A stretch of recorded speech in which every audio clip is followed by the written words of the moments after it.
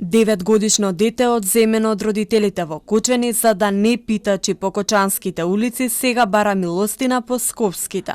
Додека неговите другарчиња се играат во паркот, тој седи на крстосница и моли за пари. Оставен без никаков надзор, грижа или милост. Соседите го гледаат и во зима на улица.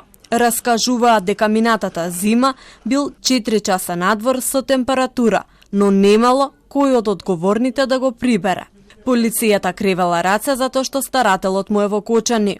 Под влијание на поголемите деца, без родителска грижа, редовно бега од училиште, а 3 дена е барани со полиција. Станува насилен со соучениците, но и за ова никој не сноси одговорност. Соседите на малиот групен дом, каде е сместен, вела дека децата таму се оставени сами на себе. Побаравме одговори од нив зошто е тоа така, но кусо ни одговорија дека прават се што е во нивна моќ.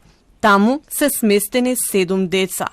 Од Министерството за труд и социјална политика тврдат дека во сите домови е организирана 24 часовна грижа за децата од страна на лица со стручни образовни профили и редовно децата одат на училиште. Во случајот за малолетното лице кое го споменувате, од страна на установата се преземени конкретни чекори од самиот почеток на сместување.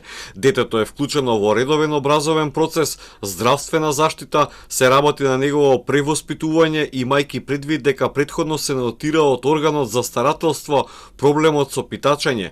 Неговото движење е контролирано 24 часа од страна на стручните работници на смена.